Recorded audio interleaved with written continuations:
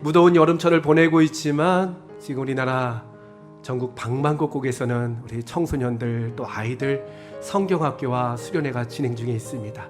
정말 이 땅을 살리시기 위한 하나님의 프로젝트라고 생각하고 여러분 우리 교회뿐만 아니라 이 땅에 있는 젊은이들을 위하여 또 아이들 위하여 함께 기도로 동참해 주시길 바랍니다. 특별히 중고등부 이제 수련회를 가다 보면 참 많은 모습들 가운데 놀랄 때가 있는데요. 수련회 가운데 막 은혜가 넘쳐납니다. 그리고 아이들이 다들 은혜를 받고 기쁨이 충만하여서 수련을 마치고 저에게 달려옵니다. 목사님 그래 쩔어요. 처음에는 이 이야기를 들었을 때 이 아이들이 은혜 받은 아이들 맞나? 이 아이들이 입술에서 나오는 말이 왜 이렇게 상스러운가? 저 가벼운가? 라는 생각을 했는데 처음에 들었을 때는 그것이 충격이었다가 이 아이들은 이것이 선생님이나 부모님이나 목사님한테 쓰는 그 친숙하고도 익숙한 언어가 바로 이 쩐다. 그보다 좀 더 과장된 말이 개쩐다 라는 말이더라고요. 사실 우리 가운데도 이런 말들이 있습니다. 돌이켜보면요, 우리들도 그런 말 하죠. 끝내준다, 기가 막히다. 또 심한 말을 하는 분도 계셔요. 기똥차다. 기가 똥 차면 어떻게 되는 건지 잘 모르겠지만 그런 말을 많이 씁니다. 이것이 물론 격식어는 아니지만요, 솔직한 감정의 말 아니겠습니까? 내면에서부터 우러나오는 그 말이 바로 끝내준다, 기가 막히다, 기똥차다 라는 말 아니겠습니까? 이것이 영어적인 표현이 바로 awesome입니다. awesome.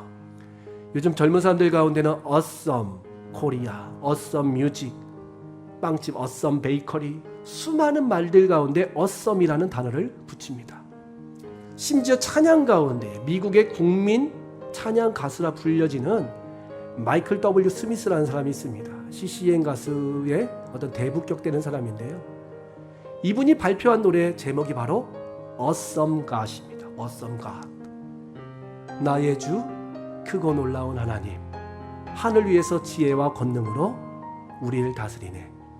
어떻게 보면 하나님 앞에 awesome이라는 단어를 붙이기가 뭔가 가벼워 보일 수도 있습니다.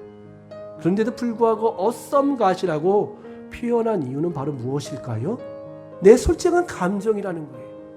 하나님 기가 막히십니다. 하나님 정말 끝내줍니다. 하나님 최고입니다라는 내 내면적인 감정의 극한 표현이 바로 awesome이 아닐까요? 이 awesome은 경험하지 않고는 나올 수 없는 말입니다. 가만히 생각하다가 또 고민하다가 나오는 단어가 awesome이 아니라는 거예요.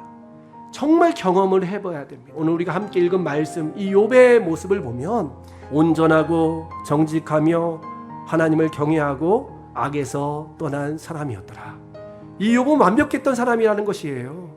그런데 이 욥기 마지막에 보면 어찌 된 것인지 욥이 이상한 말을 합니다. 내가 주께 대하여 귀로 듣기만 하였사오나 이제는 눈으로 주를 배움나이다. 그러면서 이런 고백을 합니다. 그러므로 내가 스스로 거두어 드리고 티끌과 제 가운데서 회개하나이다. 아니 완벽한 사람인데 뭘 회개할 것이 있을까라고 우리는 질문할 수 있어요. 내가 했던 말들, 내가 주님을 향하여 가졌던 그런 어떤 생각들을 이제 다시 거두어 드리고 새로운 하나님, 새로운 주님을 고백한다라는 그런 표현을 하고 있어요. 욥의 신앙생활 모습이 우리가 볼 때는 거룩하고 완전해 보였지만 욥이 일련의 사건을 경험하면서 그의 삶 가운데 문제점이 무엇인가 발견하였고 더 큰 신앙, 이제는 귀로 듣는 것이 아니라 내 머릿속으로 생각하는 것이 아니라 내 눈을 열어서 하나님을 대면하는 그 신앙으로 거듭나게 된 것이죠. 욥의 환난 중에 여러분 잘 아시다시피 세 친구가 찾아옵니다. 욥의 환난에 대해서 그 친구들은 단순하게 얘기합니다. 너 죄 때문이다. 네가 지었던 죄를 잘 한번 생각해봐라. 너의 살아온 나날들을 한번 쭉 해봐라. 반드시 너에게 죄가 있을 것이다. 있었을 것이다. 그 친구들이 말하고 있는 것은 바로 욥의 삶의 모습을 가지고 계속 정지하는 것이죠. 그런데 욥기 32장에 등장한 인물, 바로 엘리후라는 인물, 그 인물이 나타난 후에는 어찌된 것인지 욥이 한마디도 반론을 하지 않고요, 엘리후의 이야기가 32장부터 37장까지 이어지는데 하나님께서 38장에 나타나셔서 그 엘리후의 이야기를 마치 바통을 이어받듯이 그대로 말씀하고 계시는 사건을 우리는 경험하게 됩니다. 엘리후의 이야기는 이거예요. 하나님 보실 때 완전한 사람은 없다. 또 두 번째는 하나님은 완전하시다. 그리고 마지막으로 이걸 깨닫지 못하는 것이 바로 교만이다라는 것이 바로 32장부터 36장의 말씀의 내용입니다. 그러니까 엘리후는 욥의 행동 자체를 지적하고 있는 것이 아닙니다. 온 우주보다 크신 하나님, 그 하나님 앞에서 어떻게 너는 너의 의를 자랑할 수 있겠느냐?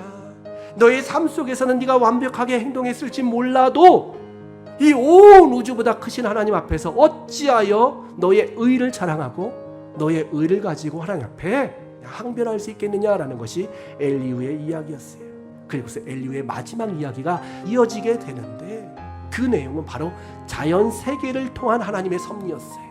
이제는 고개를 들어서 온 우주 만물 가운데 깃들인 하나님의 섭리를 가지고 욥의 그런 연약함, 욥의 문제를 해석하고 있는 것입니다. 이 말씀을 통하여 욥은 자신의 한계를 발견하게 되는 거예요. 그러면서 그가 가졌던 모든 신앙의 울타리들을 이제 벗어나서 단지 형식적인 신앙인, 외적인 신앙인, 정말 온 우주를 만물을 바라보면서 감탄하고 경탄하는 그런 신앙인으로 건너게 된 것이죠.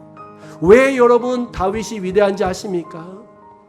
시편 40편 말씀에 보면 2절 말씀에 보면 다윗이 이런 얘기를 해요. 하나님께서 나를 기가 막힐 웅덩이와 수렁에서 건지셨도다. 기가 막힐 웅덩이와 기가 막힐 수렁에서 하나님은 기가 막히게 나를 건지셨도다 라고 말씀하고 있습니다. 다윗은 늘 그 광야에서 드렸던 신앙의 고백이 감탄사였어요. 감탄사. 어썸이었어요. 어썸. 하나님 기가 막히시네요. 하나님 끝내주시네요. 하나님 놀라우시네요. 하나님 어떻게 이렇게 하나님의 그러한 행하시는 일들이 보배로우신지요. 욥은요, 욥기 1장 2장 그 환난당하는 순간 그 이전을 봐도 욥은 찬양했다라는 내용은 없어요. 그러나 이후에 보면요, 욥이 찬양을 합니다. 욥이 감탄을 해요.